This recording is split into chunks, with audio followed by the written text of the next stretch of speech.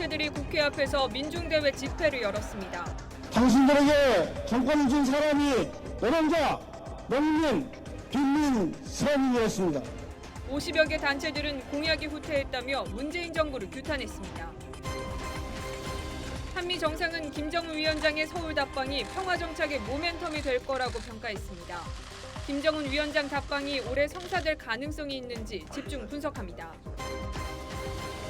산불 진화 작업을 하던 산림청 헬기가 한강에 추락해 한 명이 숨졌습니다. 당국은 21년 된 노후 헬기가 물을 적정하게 담았는지 등 사고 원인을 조사하고 있습니다. 어제 수원 대형 상가에서 발생한 화재에선 시민들의 활약으로 사망자가 발생하지 않았습니다. 함께 가서 큰 소리치고 탈출하고 2층, 3층에도 올라가서 탈출하고 PC방 직원들은 손님들을 모두 대피시킨 뒤 마지막으로 탈출했습니다.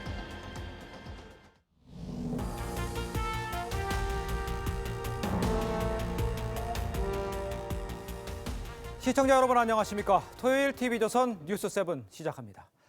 문재인 대통령과 트럼프 미국 대통령이 정상회담을 갖고 완전한 비핵화까지는 대북 제재가 유지되어야 한다는 데 뜻을 모았습니다.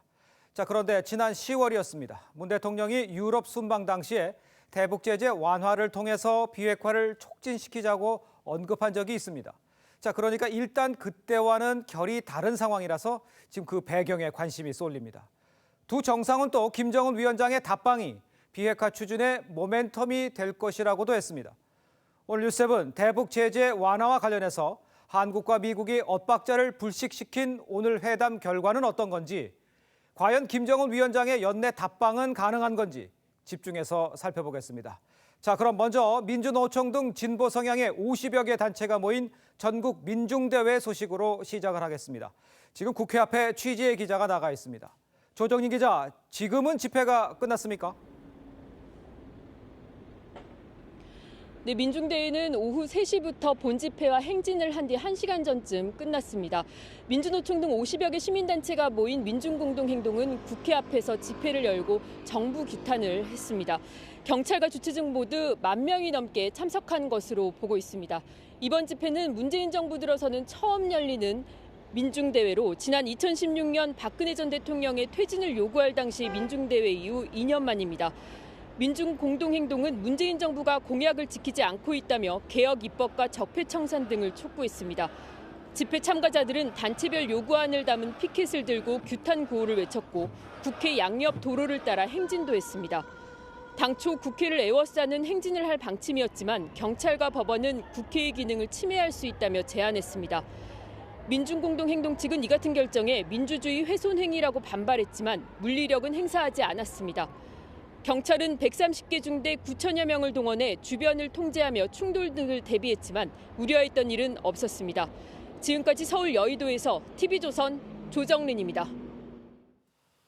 자, 그런데 오늘 집회에 참가한 52개 시민단체 요구사항은 서로 달랐습니다.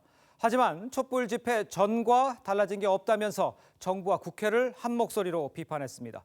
현장에서 어떤 목소리들이 나왔는지 윤재민 기자가 취재했습니다. 촛불 정신 외면하는 문재인 정부 규탄한다. 민중대회 참가자들이 구호를 연신 외칩니다. 탄력 근로제 저지와 쌀값 인상, 노점 철거 중단 등 정부 비판 일색입니다. 집회 참가자들은 문재인 정부가 촛불 집회 이전으로 돌아가려 한다며 국회도 심판받아야 한다고 주장했습니다. 사랑의 넘치는 주지없던 국회가 돌려 촛불의 항진 이전으로 우리 세상을 돌리려 합니다. 민중공동행동은 촛불 집회로 정권을 바꿨지만 적폐청산을 약속했던 정부가 공약을 지키지 않고 있다고 주장했습니다. 당신들에게 정권을 준 사람이 노동자, 농민, 빈민, 서민이었습니다. 당신들에게 국회의원 배지를 준 사람은 촛불 민중입니다. 장애인과 여성단체 등도 바뀐 것은 없다며 요구를 쏟아냅니다.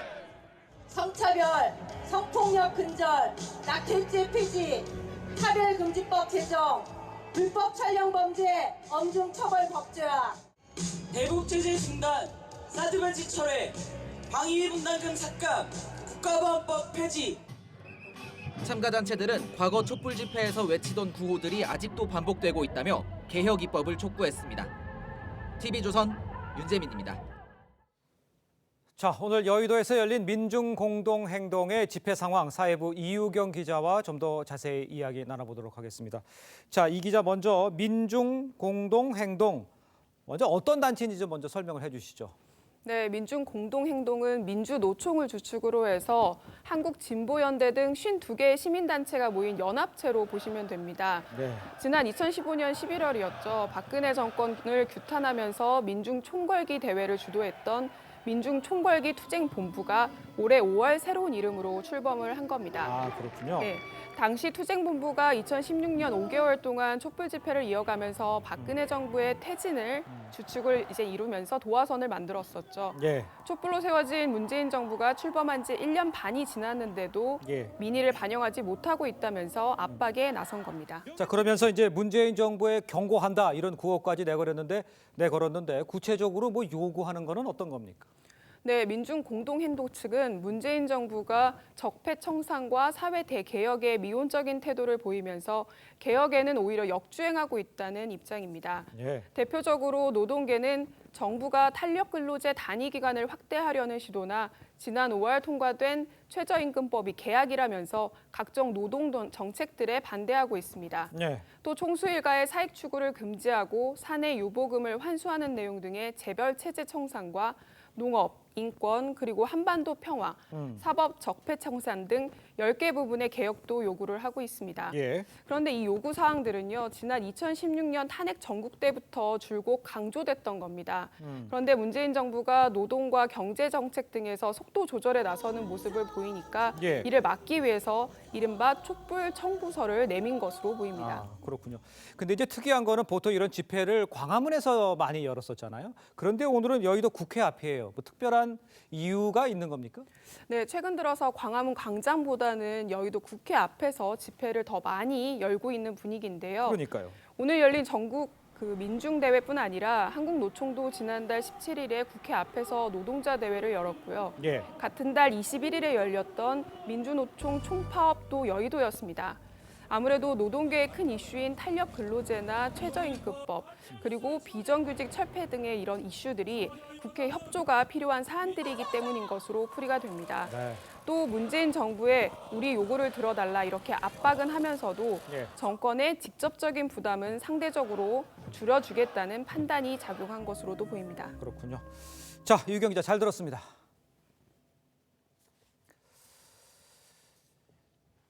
자, 다음 소식입니다. 우리 시간으로 오늘 새벽 아르헨티나에서 열린 한미 정상회담에서 두 정상은 북한에 대한 제재를 유지해야 한다는 데 공감을 했습니다. 또 북한 김정은 위원장의 연내 답방이 비핵화를 위한 추가 모멘텀을 제공할 것이라고 했습니다. 부에노스아이레스에서 신정훈 기자가 보도합니다. 문재인 대통령과 트럼프 미 대통령은 북한의 완전한 비핵화를 위한 제재 유지의 뜻을 같이 했습니다. 양 정상은 북한이 완전한 비핵화를 달성하기 전까지는 기존의 체제를 유지하는 것이 중요하다는 데 의견을 같이 하였습니다. 문 대통령은 두 달 전 유럽 순방 때는 비핵화 촉진을 위한 대북 제재 완화 필요성을 언급했습니다. 빠른 속도로 진행해 나갈 수 있도록 유엔 안보리에서 적극적인 역할이 필요하다 생각하고 대북 제재 유지는 미국의 일관된 입장으로 문 대통령이 미국의 속도 조절 요구를 수용한 모양새입니다. 두 정상은 김정은 위원장의 서울 답방이 비핵화 추진에 추가적 모멘텀, 즉 동력을 제공할 것이라는 데 공감했습니다. 김 위원장의 연내 답방 가능성을 높인 것이란 해석이 나옵니다. 트럼프 대통령은 내년 초 2차 미국 정상회담 개최 의지도 재확인했습니다. 이번 회담은 배석자 없이 비공개로 30분간 진행됐습니다. 김정은 위원장의 연내 답방 불씨를 살린 문 대통령은 내일 새벽 세 번째 방문국인 뉴질랜드로 이동합니다. 부에노스아이레스에서 TV조선 신정훈입니다. 네, 오늘 오전 북한군 한 명이 군사 분계선을 넘어서 대한민국으로 귀순을 했습니다. 그런데 아직 정확한 귀순 경위는 파악이 되지 않았습니다. 차정승 기자입니다. 합참은 오늘 오전 7시 56분쯤 강원도 동부전선에서 북한군 한 명의 신병을 확보했다고 밝혔습니다. 이 북한군은 군사 분계선을 걸어서 남하하다가 우리 군의 감시 장비에 식별된 것으로 확인됐습니다. 군 관계자는 GOP 경계 작전 중 중거리와 근거리 감시 카메라로 식별했다며 이후 우리 장병들이 유도 작전을 펼쳤다고 설명했습니다.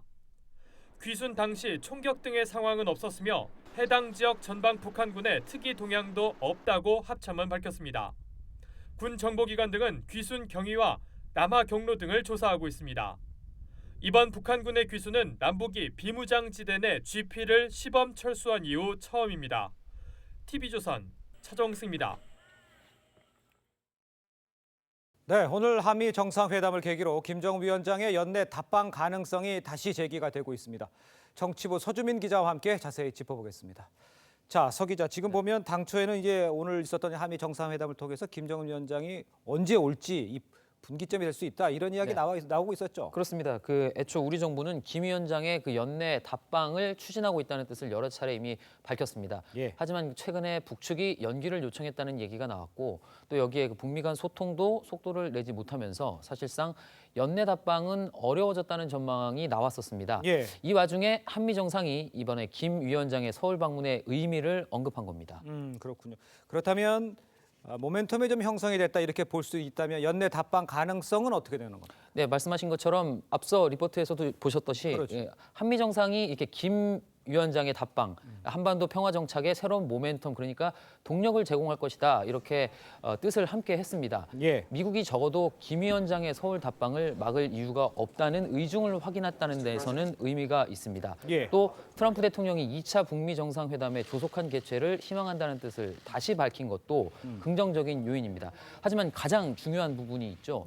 대북 제재는 완전한 비핵화 전까지 유지하겠다는 의지를 재확인했습니다. 선 비핵화 그리고 후 제재 완화라는 미국의 입장이 달라진 게 없다는 뜻입니다. 그렇다면 이 가장 중요한 변수는 바뀌지 않았다 이렇게 봐야 하는 겁니까? 그렇습니다. 오히려 한미 정상회담 이후 나온 브리핑을 보면 한미 공조가 가장 먼저 언급이 되고 그리고 바로 이어서 대북 제재를 계속하겠다는 메시지가 이어집니다. 김 위원장의 방남 관련된 부분은 가장 나중에 언급이 됩니다. 이미 한 차례 답방 연기를 요청한 것으로 알려진 북한으로선 입장을 바꿀 만한 이 결정적인 변수가 없는 겁니다. 아니 오히려 북한 입장에서는 실망스러울 수도 있습니다. 북한으로선 서울 답방이 득이 될지 또 실이 될지 이렇게 고민을 계속할 수밖에 없을 겁니다. 그러면 서 기자가 보기에는 연내 김정은 위원장의 답방 어떻게 가능한 거라고 봅니까? 네, 그 대답은 이 말씀으로 대신하겠습니다. 한미 정상회담 이후에 제가 대북 전문가 3명에게 의견을 물어봤습니다. 그랬더니 3명 모두 연내 답방 가능성을 높지 않게, 그러니까 낮게 봤습니다. 한마디로 어제까지 불투명했던 이 연내 답방 가능성이 한미 정상회담 이후에 높아졌다. 이렇게 말하는 건 조금 성급한 분석이라는 겁니다.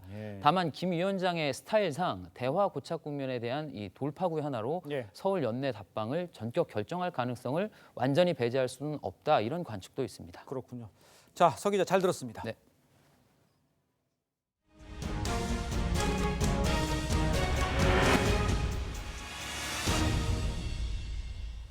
청와대 특별감찰반 비리 의혹과 관련해서 지금 외국 순방 중인 문재인 대통령이 현지에서 보고를 받은 것으로 알려졌습니다. 자, 그런데 문 대통령은 별다른 언급 없이 침묵했다고 합니다. 야권은 참모진 사퇴 압박에 나선 가운데 청와대는 조국 수석의 사퇴는 아니라는 입장입니다. 보도에 최지원 기자입니다. 문재인 대통령은 아르헨티나 현지에서 민정수석실 감찰반의 비위 사건을 보고받았습니다. 청와대 고위 관계자는 국내 상황에 대해 충분히 보고를 받으셨지만 특별히 말씀하신 바는 없다고 했습니다. 지난 7월에는 기무사의 계엄령 검토 문건 작성 사실이 드러나자 인도 순방 중에 수사 특별 지시를 내렸습니다. 청와대는 이딴 내부기강 해임 논란에 곤혹스러운 분위기입니다. 이에 따라 문 대통령이 순방에서 돌아오는 4일 이후 추가 조치가 내려질 가능성도 나옵니다. 자유한국당 나경원 의원은 임종석 비서실장과 조국 민정수석을 경질하고 권력기강을 바로잡아야 한다고 주장했습니다. 청와대 관계자는 안 터져야 하는 의외의 곳에서 문제가 터져 조국 수석 본인도 괴로울 것이라면서도 수석이 책임지고 물러나는 상황까지 가지 않도록 다른 것을 더 열심히 할 것이라며 사퇴론을 일축했습니다. TV조선 최지원입니다. 검찰이 청와대 특별감찰반에서 복귀한 이 수사관들의 감찰에 들어갔습니다. 감찰 조사 대상은 크게 세 가지인데 감찰이 본격화되면 범위는 더 확대될 수 있습니다. 박형준 기자입니다. 청와대로부터 특별감찰반에 파견됐던 수사관들의 비위 사실을 통보받은 검찰은 즉각 감찰을 시작했습니다. 검찰에 감찰 지시를 했기 때문에 감찰 조사를 진행한 후에 필요한 조치를. 감찰은 대검찰청 감찰본부가 맡았습니다. 구체적인 감찰 대상은 크게 세 가지입니다. 먼저 특감반 소속이던 김모 수사관이 경찰청 특수수사과를 찾아 지인이 연루된 뇌물 사건을 물은 건입니다. 이 사실이 알려지며 김 수사관은 지난달 14일 중앙지검으로 복귀 조치됐습니다. 김 수사관이 자신이 담당했던 정부 부처의 5급 채용에 지원했다. 청와대 제지로 포기한 셀프 인사청탁 의혹도 있습니다. 여기에 김 수사관과 특감반 파견 수사관들이 단체로 골프 향응을 받았다는 의혹까지 불거졌습니다. 이에 검찰은 김 수사관을 포함해 복귀한 다른 수사관들도 함께 조사할 방침입니다.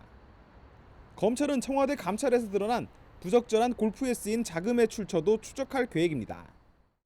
대검 관계자는 통보받은 비위 사실과 제기된 의혹들에 추가로 발견되는 사실까지 살펴볼 계획이라 밝혔습니다. 검찰은 감찰 결과 파면이나 해임, 정직에 해당되는 비위 행위로 판단될 경우 징계 요청과 함께 직위 해제 조치할 방침입니다. 물가에서 구급대원들이 서둘러 환자를 옮기고 구급차가 급히 병원으로 향합니다. 강물 위로 간신히 꼬리만 내민 헬기에선 구조대원들이 매달려 안간힘을 씁니다. 현재 동명 구조가 맞아, 동명 구조. 보트 위에서 쉴 새 없이 심폐소생술이 이어지면 급히 물가로 환자를 옮깁니다. 오늘 오전 11시 25분 한강 강동대교 인근에서 산림청 소방 헬기가 추락했습니다. 사고가 난 헬기는 김포공항에서 이륙한 뒤 서울 노원구 영축산에 난 산불 현장을 확인한 뒤 한강에 내려와 진화용 물을 담던 중 추락했습니다. 앞좌석에 있던 기장과 부기장은 비상 탈출했지만 뒷좌석에 탔던 정비사 윤모 씨는 빠져나오지 못했습니다. 사고 헬기는 러시아산 카모프 KA-32 기종으로 생산된 지 21년 된 기체였습니다. 산림청은 사고 헬기의 비행 시간은 2,590시간으로 노후 기종이지만 지난 10월 초 안전점검에서 문제는 없었다고 밝혔습니다. 점검 결과 이상이 없기 때문에 비행을 시작한 거고요. 비행의 기체상의 그런 부분은 현재 점검 결과는 큰 이상은 없는 걸로 알고 있습니다. 오후에는 가라앉은 헬기를 바지선으로 인양하는 작업이 진행됐습니다. 국토부는 인양한 헬기의 블랙박스를 정밀 조사해 정확한 사고 원인을 조사할 계획입니다. TV조선 김주영입니다. 어제 수원의 상가 화재 현장에선 시민들이 골든타임을 지켜냈습니다. 67명이 연기를 마셨지만 다행히 숨진 사람은 없었는데요. 이 PC방 직원과 상인, 시민까지 나서 대피를 유도해 큰 인명피해를 막을 수 있었습니다. 신중명 기자가 취재했습니다. 11층짜리 상가 건물이 시커먼 연기로 가득합니다. 지하에서 5시간 가까이 불이 났지만 지하 1, 2층 PC방 손님 250여 명은 대부분 무사했습니다. 여기서 이제 소화기들 갔다가 이거 도저히 뭐가 아닌 것 같아서 수납을 대피시켰다고. PC방 매니저 38살 김모 씨와 35살 서모 씨가 모두 대피시켰습니다. 종업원들 얘기로는 뭐 조는 사람이나 이거 끼고 있어가지고 못 들은 사람들은 뭐 손으로 치기도 했다고. 한 청년은 휠체어를 탄 지체장애인을 등에 업고 비상계단으로 탈출했습니다. 8층에 계신 건장하신 청년분이신 것 같은데 전동 휠체어 분을 보시고 무조건 제 등에 업히시라고. 1층 상인과 빌딩 관리인들도 손님과 이웃을 먼저 챙겼습니다. 가서 큰 소리 치고 탈출하고 2층, 3층에도 올라가서 탈출하고 비상벨도 누르고. 하지만 연기를 마시고 중태에 빠진 10대 여중생은 아직 의식을 찾지 못하고 있습니다. 경찰은 내일 화재 원인 조사를 위해 합동 감식을 할 예정입니다. TV조선 신준명입니다. 술자리가 많은 연말 술에 취해 도로 위에 누워있다 차에 치이는 사고가 잇따라 발생하고 있습니다. 도로 위에서 잠을 자는 것만으로 벌금을 내야 하고 사고를 당해 피해를 입어도 과실은 적지 않습니다. 정민진 기자입니다. 도로를 걷던 남성이 휘청거리며 넘어집니다. 자동차가 남성을 치고 그대로 달아납니다.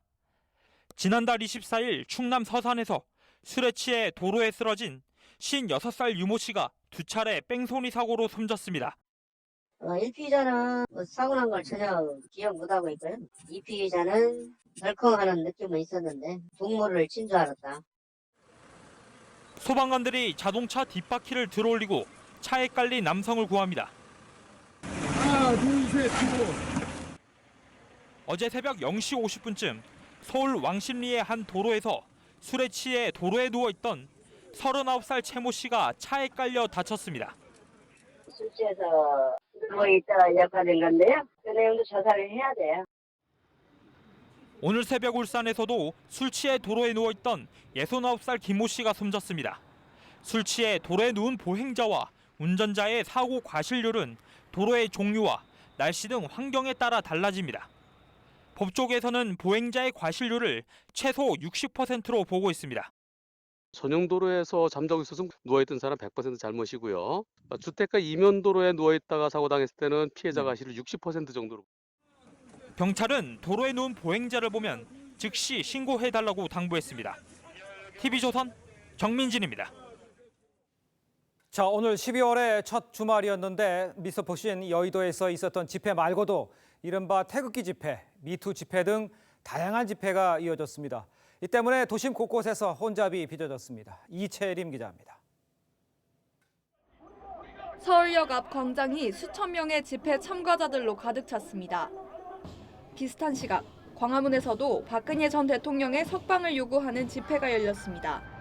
이제가 국민을 위한다고 말할 수 있습니까? 아닙니다. 길 건너에서 열린 미세먼지 대책을 촉구하는 집회에도 수백 명이 몰렸습니다. 이들 집회가 끝난 뒤 같은 자리에서 성차별과 성폭력에 반대하는 여성단체의 집회가 진행됐습니다. 미투법은 미투 예산! 광화문과 서울역 등 도심에서 크고 작은 집회와 행진이 이어지면서 곳곳에서 큰 혼잡이 빚어졌습니다. 주말을 맞아 나들이에 나섰던 시민들은 서둘러 발길을 돌리기도 했습니다. 애들하고 미세먼지도 오늘 조금 낮아진 것 같아서 데리고 나왔는데 너무 시끄럽고 좀 복잡하고. 광화문 일대는 오후 3시에 3개차로 5km 구간에서 4시엔 3개차로 2.6km 구간이 6시엔 2개차로 2.4km 구간에서 행진이 이어지며 차량 흐름은 불편을 겪었습니다. 주말 도심의 일상이 된 시위와 집회, 온갖 갈등이 표출되고 있습니다. TV조선 이채림입니다. 이재명 경기도지사에 대한 이 검찰의 기소 여부는 다음 주쯤 결정이 될 것으로 보입니다. 이 기소 여부를 앞두고 오늘 이 지사 지지단체와 반대단체 수백여 명이 각각 편파 수사다, 출당하라 하면서 맞불 집회를 열었습니다. 주원진 기자입니다. 수원지검 성남지청 앞에서 집회가 열립니다.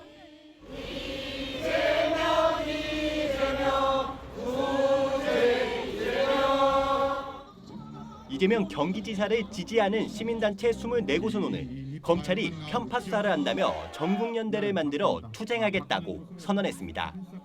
일부 지지자는 문준용 취업 특혜를 밝히라며 피켓 시위도 했습니다.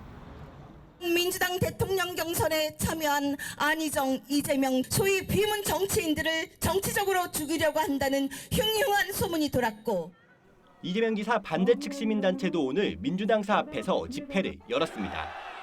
이재명 지사를 제명하라고 요구했습니다. 이재명을 출당하라! 출당하라! 출당하라! 출당하라! 검찰은 지난달 24일 이재명 지사를 피의자로 소환하는 등 6개 혐의에 대해 조사하고 있습니다.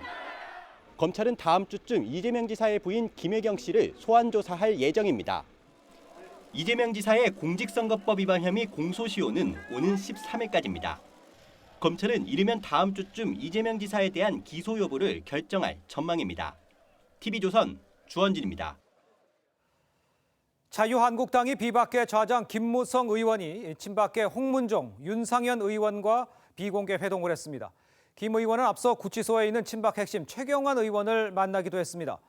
친박과 비박의 이딴 모임, 계파 화합을 위한 물밑 움직임이 계속되고 있습니다. 황정민 기자입니다.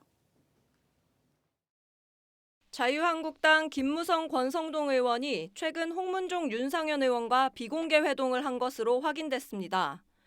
김 의원과 권 의원은 비박계, 홍 의원과 윤 의원은 대표적인 친박계로 꼽힙니다. 이들은 보수 대통합을 위해선 계파 갈등을 멈춰야 한다는 이야기를 나눈 것으로 알려졌습니다. 힘을 합쳐서 이걸 돌파해야 되지 않겠냐. 이제 뭐 그런 원론적인 얘기를 한 거고, 걱정을 하면서 우리가 다 같이 나갈 수 있는 방법이 뭘까를 뭐 연구해 보겠다. 윤상현 의원도 회동이 있었던 지난달 29일 분열과 반목을 넘어 다음 정치를 준비해야 한다는 글을 자신의 SNS에 올렸습니다. 앞서 지난달 28일 김무성 의원은 정진석 의원과 함께 서울구치소를 찾아 친박 핵심 최경환 의원을 만나기도 했습니다. 당내 통합에 대한 공감대를 형성한 것으로 전해집니다. 통합을 하는 길만이 국민의 요구를 충족해서 다음에 집권할 수 있는 계기를 만들 수 있다고 생각하고 저도 그게. 보수 대통합이라는 명분 아래 친박계와 비박계의 화합 움직임이 속도를 내는 모습입니다. TV조선 황정민입니다. 기존 LTE보다 20배 빠른 5세대 이동통신 시대가 오늘 개막했습니다. 1996년 2세대 CDMA에 이어 4세대 이동통신 경쟁에서 다시 한번 우리나라가 한 발 앞서게 된 건데요. 다만 일반 소비자들이 5G 시대를 체험하기까진 시간이 더 필요해 보입니다. 임유진 기자입니다. 인공지능 로봇이 전망대 곳곳을 누빕니다. 오늘부터 이 안내 로봇은 근처 놀이공원의 실시간 모습을 5G로 전송받아 보여줍니다. 118층 안내해줘. 스카이데크에서 하늘을 걷는 듯한 기분을 느껴보세요. 통신 3사가 일제히 5G 전파를 송출하고 상용화에 들어갔습니다. 4, 3, 2, 1,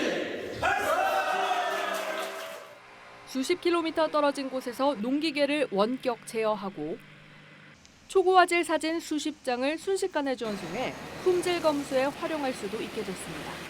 7초 만에 어떤 결과를 내야 되는 그런 상황이었는데 이 정보 고속도로가 뚫린 것 같아서 빠르고 끊김없이 대용량 데이터를 주고받는 건 자율주행차나 가상현실 기술에 필수적입니다.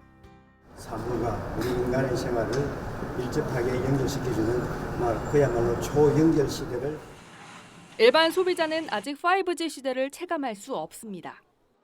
5G 스마트폰 출시는 내년 3월, 전국망 구축은 2020년에야 가능할 전망입니다. 아직 어떤 식으로 그게 되는 건지 잘 활용하는 방법에 대해서는 잘 모르겠고요. 최근 KT화재로 초연결 사회의 취약성이 드러난 만큼 빠른 상용화보단 안전성 강화가 더 중요하다는 지적도 나옵니다. TV조선 임유진입니다. 태평양 조산대에 위치한 미국 알래스카에서 규모 7.0의 강진이 발생했습니다. 아직 인명피해는 보고되지 않았지만 도로가 갈라지고 도심 건물이 마구 흔들리는 피해가 이어졌습니다. 송지욱 기자입니다. 폭격을 맞은 듯 파괴된 도로. 길게 금이나 갈라진 데다 찢어지고 내려앉아 형체를 알아보기 힘들 정도입니다. 강력한 진동은 집 안까지 들이닥쳤습니다.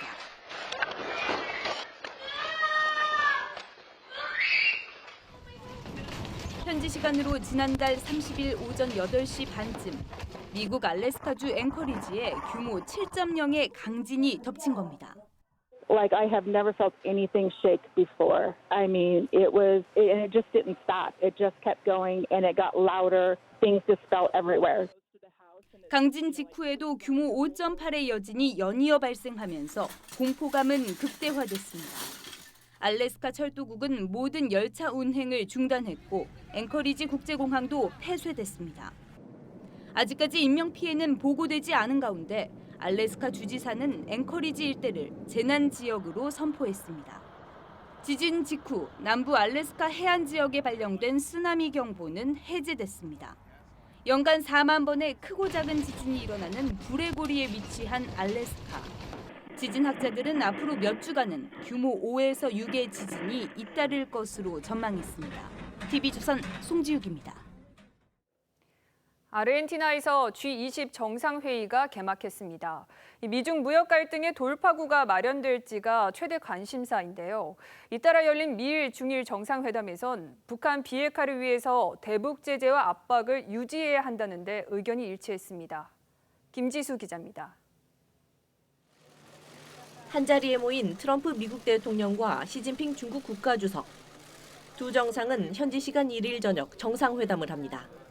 트럼프 대통령은 긍정적인 전망을 내놓았습니다.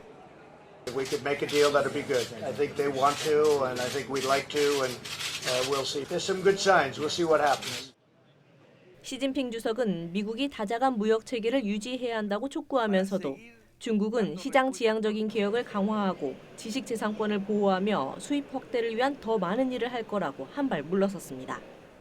뉴욕타임스는 양측이 최종 합의점을 도출할 때까지 몇 달간 휴전이 이루어질 거라고 보도하는 등 합의 과정에 더 많은 진통이 있을 걸로 내다봤습니다. 일각에선 미국이 중국산 제품에 관세를 높이는 최악의 상황도 배제하지 않고 있습니다. 한편 미일 정상은 북한이 비핵화 약속을 이행할 때까지 압박을 유지하기로 했습니다. 중일 정상도 한반도 비핵화를 위해 유엔 안보리 제재 결의를 완전하게 이행하는 게 중요하다는 점을 확인했습니다. 하지만 푸틴 러시아 대통령은 북한의 비핵화를 위해 대북 제재 완화가 필요하다는 기존 입장을 되풀이했습니다. TV조선 김지수입니다. 우리에겐 아버지 부시로 잘 알려진 미국 제41대 대통령 조지 H.W. 부시 대통령이 94세 일기로 별세했습니다. 부인 바버라 여사가 세상을 뜬 지 8개월 만입니다.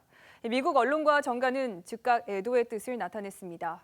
김남성 기자입니다. 73년을 해로한 바바라 여사가 누운 관을 바라보는 조지 부시 전 대통령. 바바라 여사가 사망한 직후부터 입원과 퇴원을 거듭한 지 8개월 만에 아내를 따라갔습니다. 전투기 조종사 출신인 그는 2차 세계대전이 끝난 후 하원 의원에 당선되면서 정계에 입문했습니다. 로널드 레이건 대통령 아래서 두 차례나 2인자인 부통령을 지냈지만 1988년 대선에서 41대 대통령에 당선됐습니다. That I will faithfully execute the office of President of the United States. 재임 초기인 1989년 12월 옛 소련의 미하일 고르바초프를 만나 몰타 선언을 이끌어내며 냉전 해체를 시작했다는 평가를 받았습니다. 1992년 클린턴에게 져 재선에는 실패했지만 2000년 장남 조지 W. 부시가 대통령에 당선되는 기쁨을 누리기도 했습니다. 미국 언론은 조지 부시 전 대통령의 사망 소식을 속보로 알리며 애도했습니다. 오바마 전 대통령은 애국적이고 충실한 종복을 잃었다고 슬픔을 표시했습니다. 조지 부시 전 대통령은 바바라 여사와 3살 때 사망한 둘째 딸이 함께 누워있는 텍사스 대학에 안장될 것으로 보입니다. TV조선 김남성입니다. 네, 놓치면 아쉬운 더하기 뉴스 시간입니다. 오늘은 정치부 윤우리 기자와 함께합니다. 안녕하세요. 안녕하세요. 더하기 뉴스 첫 번째 키워드 보겠습니다. 할 말 많지만 문재인 대통령의 아들 문준용 씨네요. 저 말줄임표 뒤에 진정하고 싶은 말이 있지 않았나 싶은데요. 이재명 지사 측이 특혜 채용 의혹을 다시 들춘 것에 대해서 준용 씨는 할 말이 많지만 자제하고 있다면서 심각하게 받아들이고 있고 어떻게 대응할지 검토 중이라고 한 신문과 인터뷰에서 말했습니다. 도가 지나치면 가만히 있지 않을 것이라면서 대선 당시 특혜 의혹을 제기한 야당 의원들을 상대로 민사소송 중이라고 덧붙이기도 했습니다. 이틀 전 광주 미디어 아트 페스티벌에서 기자들 질문에 대해서 이 작품 전시에 전념하느라고 내용을 모른다고 했던 것에 비하면은 상당히 단호한 입장입니다. 특혜 취업 의혹이 계속 제기되는 것에 대해서는 정치적으로 악용하는 것이라면서 미래에는 청와대의 대통령 가족을 겨냥하는 네거티브 대응하는 팁이 필요할지도 모르겠다는 생각이 들 정도라고 하소연을 하기도 했습니다. 그렇군요. 자, 두 번째 키워드 보겠습니다. 자, 음주운전 혐의 시인 김종천 전 비서관 경찰 조사를 받았네요. 그렇습니다. 김 전 비서관이 지난달 23일이었죠. 새벽에 비서실 소속 차량으로 의전 비서관실 여직원 2명을 태운 채 약 100m를 운전하다가 적발됐습니다. 이 면허 취소 수준이었는데 김 전 비서관은 당일 사표를 제출했지만은 청와대는 아예 공무원 신분을 박탈하는 직권 면직 처리했습니다. 예. 이 일로 김 전 비서관은 종로경찰서에서 오늘 1시간 넘게 조사를 받았고 경찰은 음주 경위와 동승자가 차에 탄 경위를 조사했습니다. 네. 김 전 비서관은 음주운전 혐의를 전부 시인한 것으로 알려지는데요. 경찰은 앞으로 동승자를 불러서 음주운전 방조 혐의를 적용할지 여부도 조사할 계획입니다. 그렇군요. 좀 지켜보도록 하겠습니다. 자, 마지막 키워드 보겠습니다.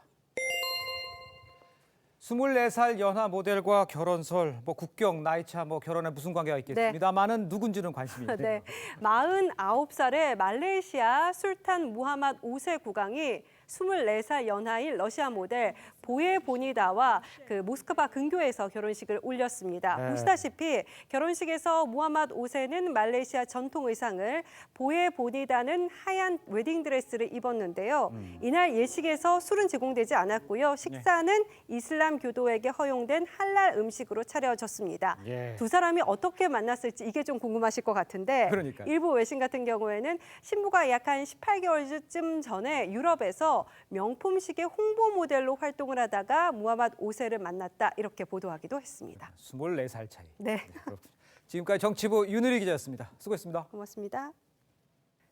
요즘 공연계 트렌드는 체험입니다. 단순히 보는 데서 그치지 않고 그리고 써보고 이 다양한 체험을 곁들이는 공연이 늘고 있다는데요. 박소영 기자가 소개합니다. 뮤지컬 광화문 연가 공연 6시간 전. 관객들이 공연장이 아닌 근처 문화센터에 모여 있습니다. 공연 제작사가 마련한 드로잉 클래스입니다. 강사 주수경입니다. 네. 오늘 처음 2시간 같이 수업할 텐데 이제 사진으로 해서 소중한 사람의 얼굴을 직접 그려보는 수업으로 극중 주인공 명우의 추억이 그림이 돼 무대에 걸리는 데서 착안했습니다. 연필을 잡아볼 기회가 흔치 않는데 광화문 연가를 통해서 드로잉 클래스도 해보고 또 친구랑 좋은 추억을 얻어가는 것 같아서. 뮤지컬 랭보는 공연장 한편에 전시 공간을 갖췄습니다. 랭보를 비롯한 작품 속 시인의 글귀를 공개해 공연의 이해를 돕자는 취지입니다. 마음에 드는 시 구절을 직접 적어볼 수 있는 공간도 마련돼 있습니다. 벽면은 관객이 쓴 글로 가득 찼습니다. 제가 랭보라는 시인에 대해서 잘 모르고 지금 왔는데 영감 노트가 딱 있더라고요. 그래서 뭔가 예습도 하는 기분도 들고. 관객과 소통하는 양방향 공연이 공연계 트렌드가 됐습니다. TV조선 박소영입니다. 프로축구 인천이 2부 리그 강등이 걸린 K리그 최종전에서 전남을 3대1로 꺾고 1부 리그 잔류에 성공했습니다. 서울은 상주의 덜미를 잡혀 승강 플레이오프를 치르게 됐습니다. 박상준 기자입니다. 양팀이 팽팽하게 맞선 전반 24분. 인천 남준재의 강력한 왼발 슛이 전남 골망을 흔듭니다. 코너킥 혼전 상황에서 흘러나온 공을 선제골로 꽂아 넣었습니다. 인천은 6분 뒤 남준재가 얻어낸 페널티킥을 무고사가 침착하게 차넣으며 점수를 2대0으로 벌렸습니다. 인천은 전반 38분 허용준에게 한 골을 내줬지만 후반 10분 문선민의 환상적인 칩슛으로 3대1 짜릿한 승리를 거뒀습니다. 인천은 9위를 확정했습니다. 제가 그 골을 세기골을 넣어가지고 좀 더 이제 마음이 편해졌다는 말을 듣고 저도 정말 감사하고 또 저한테 운이 좋았던 것 같아요. 인천이 4연승으로 1부 리그 잔류에 성공한 반면 전남은 기업구단 역대 2번째로 2부 리그로 강등됐습니다. 상주 윤빛가람이 때린 회심의 왼발 슛이 같은 팀 박용지의 다리 맞고 서울 골대로 들어갑니다. 행운의 골을 앞세운 상주가 서울을 1대0으로 꺾고 1부 리그 잔류 막차인 10위에 올랐습니다. 서울은 11위로 정규리그를 마감 2부 리그 3위 팀과 6일부터 승강 플레이오프를 펼칩니다. TV조선 박상준입니다.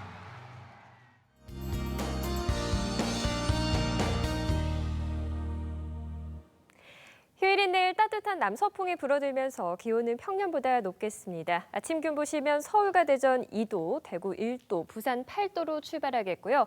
낮 기온은 서울 11도, 전주 16도, 부산 18도까지 오르겠습니다. 내일은 다시 수도권에서 먼지 농도 나쁨 수준을 보이겠고요. 그 밖의 지방은 먼지를 말끔히 해소시켜줄 비 소식이 들어 있습니다. 내일 오후부터 전남 해안과 제주도에 비가 내리기 시작해 늦은 밤에는 경기 서해안과 충청도 남부 지방에 비가 내리겠고요. 월요일 오전에는 수도권에도 비 소식이 있겠습니다. 남해안과 제주도는 다소 강한 비가 집중될 것으로 전망됩니다. 비는 월요일 오후면 대부분 그치겠고요. 비가 그친 후에는 겨울 추위가 찾아오겠습니다. 기상정보였습니다. 실수겠지. 무슨 피치 못할 사정이 있었을 거야. 이 아무리 이해하려고 해도요. 이 줄줄이 터져 나오는 이 청와대 직원들의 일탈과 도덕적 해이는 도를 넘은 것 같습니다. 혹시 권력에 취해서 오만에 빠진 건 아닌지 지금은 무엇보다 초심으로 돌아가서 철저하게 점검하고 되돌아봐야 하는 게 아닌가 싶습니다. 이상으로 TV조선 뉴스7 마칩니다. 네, 저희는 내일 다시 찾아뵙겠습니다. 시청해주신 여러분 고맙습니다.